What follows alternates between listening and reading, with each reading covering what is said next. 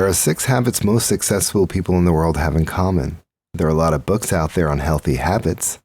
Steve Covey's book, The 7 Habits of Highly Effective People. Other book titles such as The 8th Habit, Millionaire Success Habits, The Power of Habit. Author Brendon Burchard states there has never been such a detailed amount of data-driven good research into healthy high-performance habits as in this book.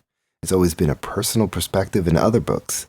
He goes on to say, my personal perspective lacked empirically researching what raises the bar with my team of researchers. 3 years of research and academics went into writing this book.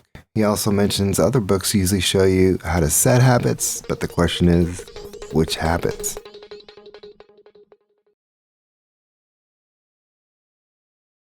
One of the questions is, what do you get excited about when you wake up in the morning?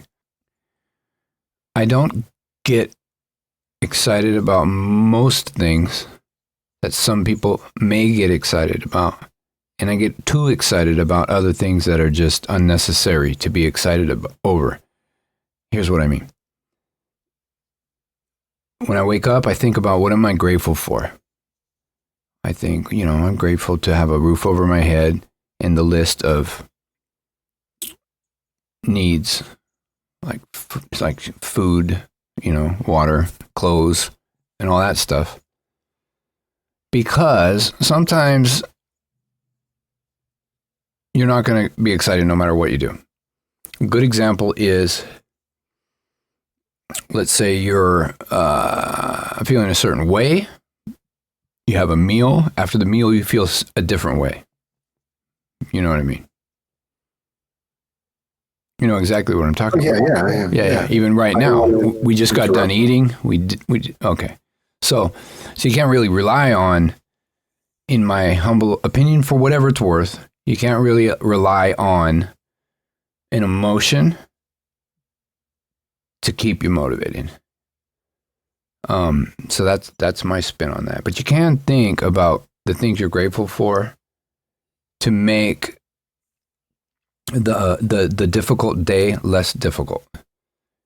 The day that you still have to get out and conquer to achieve your goals. You see what I mean? That's an excellent tool. It's just an unreliable tool, in my opinion. The problem with this book, from what I can tell from the limited listening that I've done, is that damn anxiety factor. I mean, seriously. Like, I'm looking at the title and I'm like, the title says, The Quest for High Performance. And you've seen Brendon Burchard, his eyes. You've seen his eyes in videos, right? I mean, he looks like he's like this. Fucking, like he's holding on, dude. Like he's just like, he looks pretty damn anxious to me. Anyways, so seek clarity, I would say, in your goal attaining. Okay, so generate energy. Now, this part I completely don't agree with. How do you generate energy, Rock? Have you ever stopped to think about it? Like, how do you generate energy? Okay, so habit 3 is raise necessity.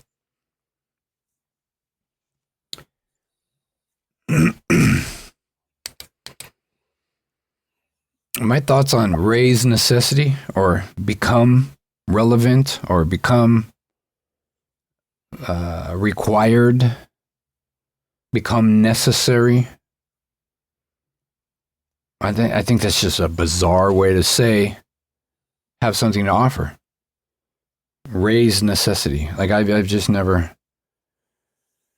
I have heard it that way plenty, and I don't like it when I hear it. But it's more like a Silicon Valley entrepreneur kind of way of saying something, like in plain English, right? Have something to offer to the table. Well, it's like control freak way of saying, I have something to offer you. Instead of saying that or showing that or expressing, displaying, letting your your skill set speak for itself by just simply pointing it out. Like, how do you raise necessity? He just means have something to offer to the table, so that it's a necessity that people go, oh, this guy has something to offer. This actually is tangible. But to the untrained person or the reader, okay, just the reader, just your common reader that picks up this book, they pick up the book and they say, The Quest for High Performance, okay? and it's like, all right, cool. I want to perform greatly. I want to perform higher. I don't think this book is for those people. I think this book is for people that are doing something. You know what I mean? So in section 2, when he talks about social habits, one of the things he mentions is to increase productivity, which, you know, I agree with that. I mean, I think that's pretty cool. That makes a lot of sense. You know, if you have a goal, of course you want to increase productivity. I like what he had to say there. Have any thoughts about that? No. Please forgive me. This interview, it seems to be flipped around 180 degrees. I seem to be the interviewer.